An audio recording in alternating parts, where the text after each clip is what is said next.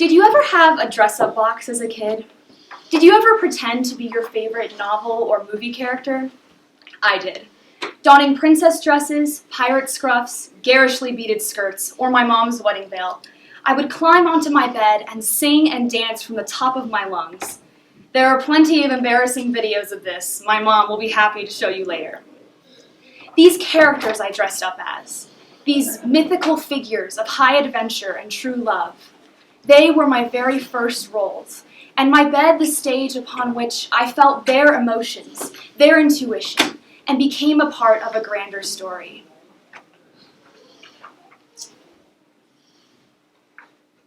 Suddenly, I understood that though they were heroines, or royalty, or thieves, they weren't as far out of reach as I thought.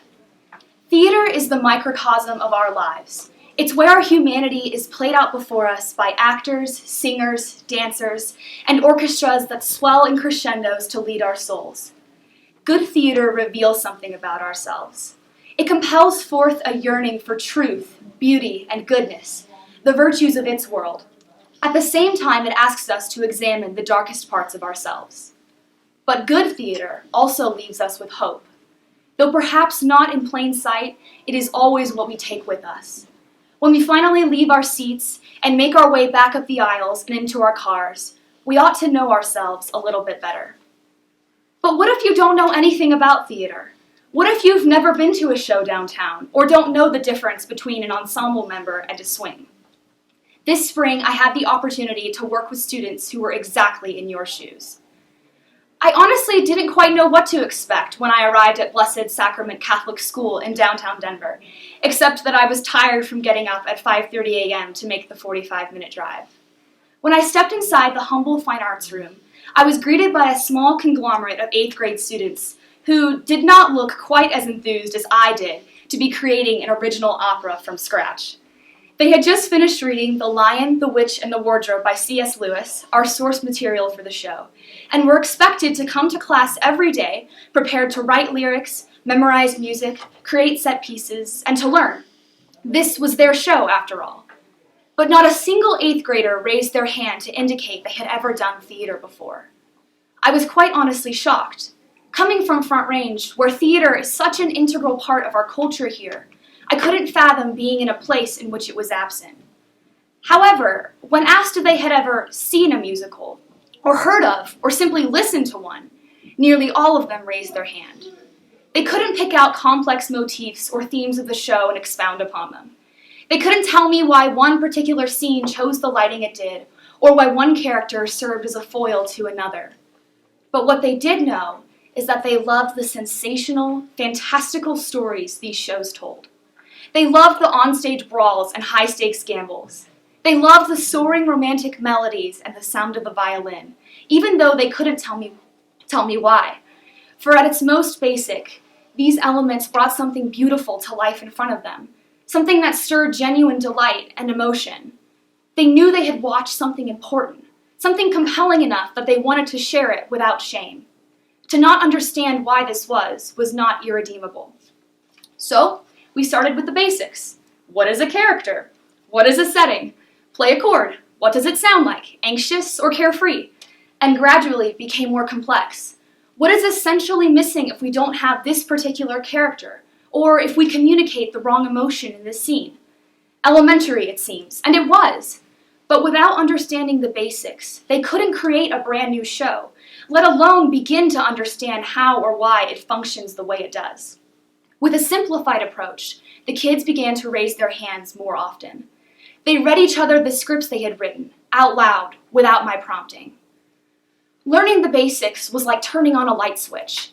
Now, not only could they appreciate the craft in which they were undertaking, but could actively create it themselves. This was an incredible transformation for kids who, just a few weeks ago, couldn't even tell me why they liked the musical they saw with their grandma last year. Without them, there would be no show, and now they knew it too. At the same time this creative process was underway, as part of their educational programs, Opera Colorado commissioned several traveling theater companies to visit schools all around Colorado. The actors perform a live 45-minute opera for the students in full costume and full makeup. Today, it was the well-beloved, familiar fairy tale, Hansel and Gretel. As the kids began to file into the gym, I couldn't wait for the show to start, and judging by the excited gasps and incessant chatter, I think the 1st through 4th graders were in agreement with me. I took a picture about 15 minutes into this show, and in it you can see them leaning as far forward as they could. Straight backs, eyes focused on the front, not a single head turned to the side. They were enraptured. I intentionally took this photo because I wanted to capture this specifically, that raw, childlike joy when one experiences theater. But what I'm intentionally not showing, behind the last row of students pictured, are the 5th through 8th graders. Hands cradling faces, eyes glazed over and slouched, or turned together all together from the makeshift stage and towards their peers, smirking and whispering at the opera singers' voices because they think they should. You see, the older we become, the more we believe theater is only for the pretentious, that it is inaccessible and incomprehensible to the outsider, and therefore intended only for the exclusive. We believe it isn't for us, that it isn't made to appeal to our interests. The danger is, if we approach it in this way, we effectively bar our own selves from experiencing an art form whose entire purpose is to appeal to all kinds of people. We don't have to get caught up in the complexities of theater. Theater is beautifully simple. It's the absurd, ridiculous, comical story of 2 greedy children and a house made of candy. It's good storytelling. It makes you laugh. It makes you joyful. So simply enjoy it. Isaiah 55:1 even says, "Come all you who are thirsty, come all you to the water." One could spend their entire life studying the Bible, passionately devoting themselves to every minutia of its complexities, and many do, but at its root, the message of the gospel is simple. It beckons those who long for hope through Jesus Christ. If you are thirsty, come. If you desire, come. Satisfy yourself on that which is fully alive, not that which is dead and decaying. It is the most compelling story there will ever be, and it's accessible to all. It took 2 seniors to get me to understand theater like this. I was in 8th grade and still had ugly purple braces and very little social skills. So why 2 seniors would want to spend time with me at their house, let alone want to show me their favorite musical of all time, I have no idea. But most of the time, I wasn't even watching the musical Les Mis on their TV. I was watching them. For those of you who aren't familiar, Les Mis is completely sung through. There are only about 20 spoken words in the entire show. So obviously, these girls sang every word to each other. During the infamous duel scene between the hero and the antagonist, they acted it out, foam swords and all, in perfect timing. They even encouraged me to sing along with them, even though I had never heard any of the music before. I quite honestly knew nothing about theater in general, and certainly nothing about Les Mis. But I didn't need to. That wasn't a requirement. I was simply compelled by 2 people's love for a story they drew me into one afternoon. What led me to theater was the basics, and although I've come a long way since my junior high years, you don't need to be at the same level of knowledge as me or anybody else about theater. What matters is starting with the basics. What matters is your engagement. That's how I first came to love theater, not through intellectual knowledge or even by going to see live shows, but by 2 seniors inviting me in to be a part of their community. Because theater, after all, thrives on community. Part of what makes good theater is the essential bond between people. This fall, I had the opportunity to play Mary in It's a Wonderful Life.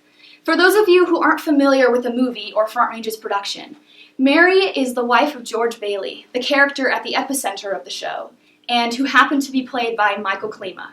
Most of you know him. He's been the lead for many of our shows over the past few years, and put simply, he's very good at what he does. He's charming, funny, charismatic, confident, the perfect leading man material. Though I had done theater for a long time, I had never been a main character before, and to be put on stage next to the actor everybody wanted to be was terrifying. I didn't feel good enough to stand next to him, and it absolutely had nothing to do with him. It was all the perception I had of myself.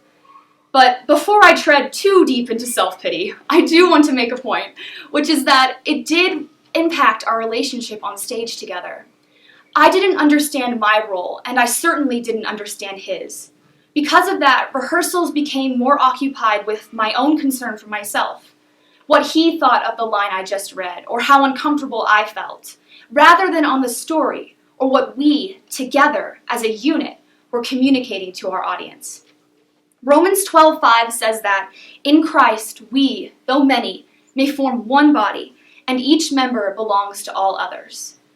As the church, the tangible body of Christ, we are committed to telling one story in solidarity, the story of the gospel. And like theater, the gospel is a story of redemption. We are the living examples of it, acting it day after day. So it is vital to be in communion with one another, not only so that others may identify with our individual stories, but that they may perceive their shared humanity in the context of the gospel itself. I just wish I had realized this sooner. But It's a Wonderful Life is far from the only show I've ever been involved with. I've done 10 theater productions at FRCS, 4 plays, and 6 musicals. Every single one of them have had these 2 things in common: Mrs. Payne and her written-in roles. For as long as I can remember, Mrs. Payne has written in extra lines and extra characters. Even though she has drama classes and speech classes to teach, and our shows here at Front Range to direct, she always sits down at her desk, sometimes for several hours over several days, and writes original lines into the pre-existing script, which somehow always flow beautifully in conjunction with the original work.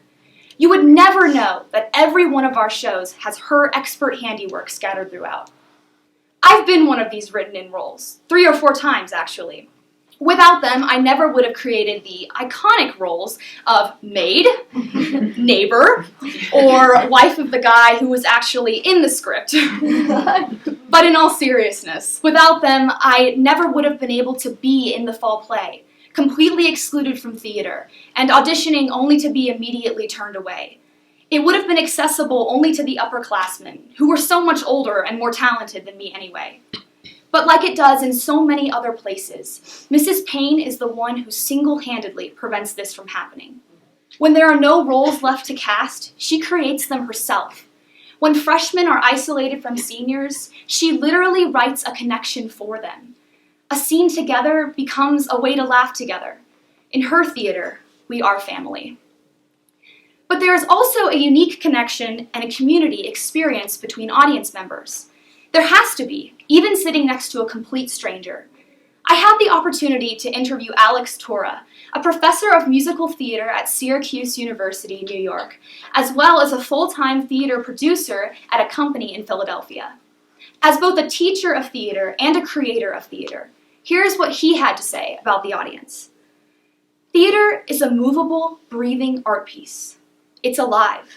You are crying or laughing next to someone rather than on your own. This is something the Netflix age doesn't innately offer us. Experiencing something as intimate as this with another person doesn't leave the 2 of you as strangers. But in fact, you were never really strangers in the first place. That's the beauty of theater. It's our shared humanity.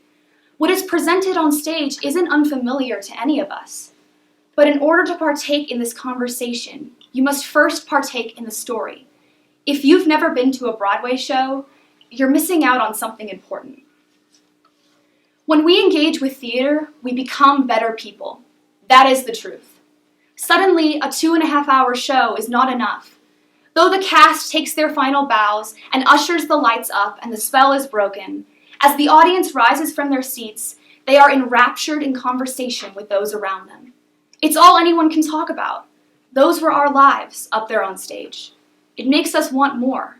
Not to relive the events of our own personal tragedies or be teased with an unattainable paradise, but because there is hope. Sorrow will end and goodness prevail beyond. Now is not all there is. Across New York City, there is a message. It dawns the brilliant red and black and neon billboards of Times Square and is printed on the yellow doors of taxi cabs and shop windows. The new Broadway show, Hadestown, has just opened its doors to the public tonight. It reads, "Come and see how the world could be, in spite of the way that it is." Thank you.